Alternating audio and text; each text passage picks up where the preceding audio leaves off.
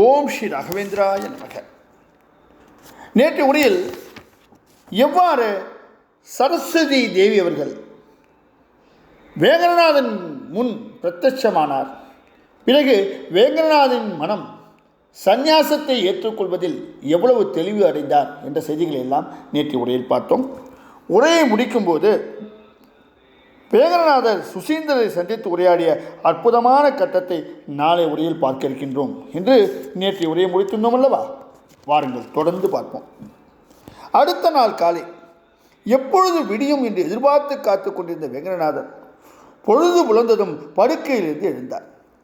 வழக்கம் போல காலை கடன்களை முடித்து கொண்டு சந்தியாவந்தனங்களை செய்து பூஜை முதலிய நித்தியானுஷ்டானங்களை அமைதியாக செய்தார். பூஜையின் போது இன்றும் போல் சரஸ்வதிபாய் கூடமான வேலைகளை எல்லாம் செய்தார். ஆனால் வேங்கடநாதர் சரஸ்வதிபாயிடம் ஒரு வார்த்தை கூட பேசவில்லை. அனுஷ்டானங்கள் முடிவுற்றதும் அங்கவஸ்திரத்தை நன்கு கட்டிக்கொண்டு உடம்பின் மீது ஒரு துண்டை போட்டுக்கொண்டு ஸ்ரீமடத்துக்கு புறப்படுவதற்கு தயாரானார்.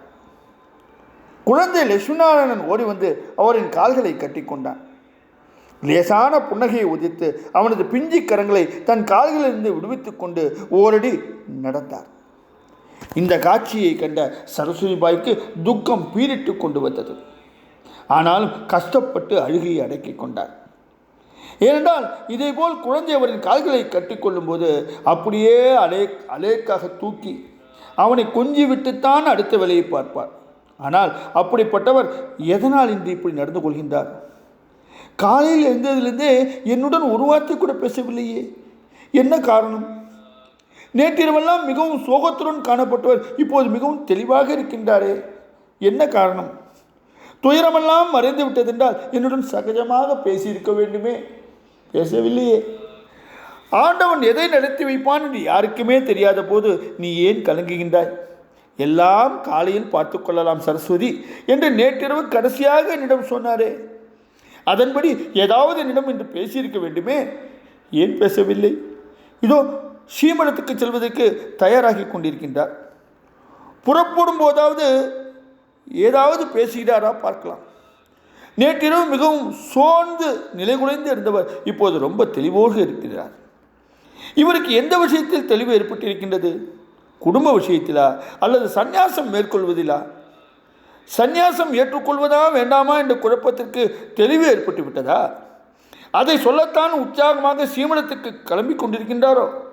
தெய்வமே, ஊரெல்லாம் இவர் சந்நியாசம் ஏற்றுக்கொள்ளப் போகின்றார் என்று சொல்கின்றார்களே, அது உண்மையாகிவிடுமோ? சரஸ்வதிபாய் தனக்குத்தானே நினைத்து கொண்டு வெதும்பிக் கொண்டிருந்தார். வேங்கடநாதரையே வைத்த கண் வாங்காமல் பார்த்து கொண்டிருந்த சரஸ்வதிபாய் தன் கணவர் தன்னை ஒரு முறையேனும் பார்க்க மாட்டாரா என்று ஏங்கினார். குழந்தை லட்சுமிநாராயணின் கன்னத்தில் லேசாக தட்டி கொடுத்துவிட்டு ஸ்ரீமடத்துக்கு கிளம்பினார் வேங்கடநாதன். வாசல் வரை அவரை தொடர்ந்து சரஸ்வதிபாய் சென்றார். பின்னால் சரஸ்வதிபாய் வருவதை உணர்ந்த வேங்கடநாதன் போகிறேன் என்று மொட்டையாக சொல்லிவிட்டு விடுவிடுவென சாலையில் நடக்கலானார். சரஸ்வதிபாய் குமரி குமரி அழுதவாறே வீட்டுக்குள் சென்று சுவாமி படத்தின் முன் மண்டியிட்டு கதறினார். மகன் லட்சுமிநாராயணன் ஏதும் புரியாமல் தாயாரையே பார்த்து கொண்டு நின்றார். வீட்டை விட்டு புறப்பட்ட வேங்கடநாதர் வெகு சுருக்கமாக ஸ்ரீமடத்தை அடைந்தார். நேரே ஸ்ரீ சுசீந்திர தீர்த்தர் இருந்த இடத்துக்கு சென்றார். ஸ்ரீ சுவாமிகளே சாஸ்தாங்கமாக அவர் சுவாமிகளை வணங்கினார்.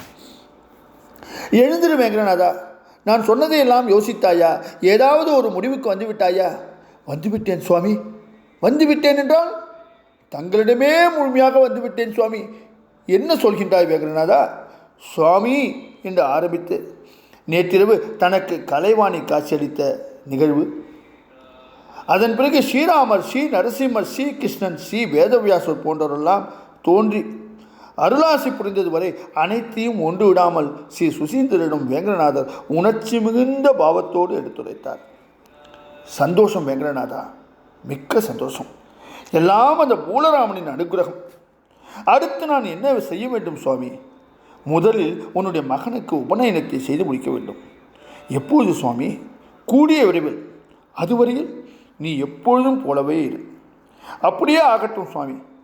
விரைவிலேயே லட்சுமிநாராயணனுக்கு பூணல் கல்யாணம் செய்ய தேதி நிச்சயிக்கப்பட்டது. அந்த குறிப்பிட்ட நாளில் ஸ்ரீ சுசீந்திரரே முன்னிருந்து லட்சுமிநாராயணனுக்கு உபநயனத்தை செய்து முடித்தார். உபநயனத்தின் போது வேங்கடநாதர் குறிவிட்டை கேட்டு அங்கிருந்தவர்கள் எல்லாம் கண்ணீர் வடித்தார்கள். அதாவது பொதுவாகவே எல்லா உபநயனங்களிலும் பிரம்மோபதேச வைபவத்திற்கு முன்னதாக உபநயனமாகும் சிறுவனை சோமன் முதலிய தேவதைகளிடம் ஒப்படைக்கும் வகையில் அக்னயே துவா பிரதிததாமி என்று துவங்கும் மந்திரத்தை சொல்லி அந்த சிறுவனின் தந்தை தேவதைகளிடம் தனது மகனை ஒப்படைப்பது வழக்கம். ஆனால் இனி நான் லட்சுமிநாராயணனுக்கு தந்தையாக இருக்க முடியாததாகையால் உண்மையிலேயே இவனை உங்களிடமே ஒப்படைக்கின்றேன் என்று உபநயன காலத்தில் வேங்கடநாதர் கூறியதும் உடனிருந்தவர்களின் உள்ளம் கசிந்தது. இதை போன்ற ஒரு உன்னதமான உபநயனத்தை இனி எந்த காலத்தில் நம்மால் காண முடியும் என்று அனைவருமே நெகிழ்ந்து போனார்கள். ஒருவாறு உபநயனத்தை முடித்துவிட்ட சுசீந்திரர் அடுத்த கட்ட நடவடிக்கையை பற்றி ஆழ்ந்து சிந்திக்கலானார். எத்தனையோ முறை சந்நியாசத்தை பற்றி பக்குவமாக சொல்லியும் முதலெல்லாம் வேங்கடநாதன் சந்நியாசத்தை ஏற்க மறுத்தே வந்தான். அதற்கு காரணம் அவனுக்கு தன் மனைவியின் மீதும் மக்களின் மீதும் அளவு கடந்து இருந்த பாசமே.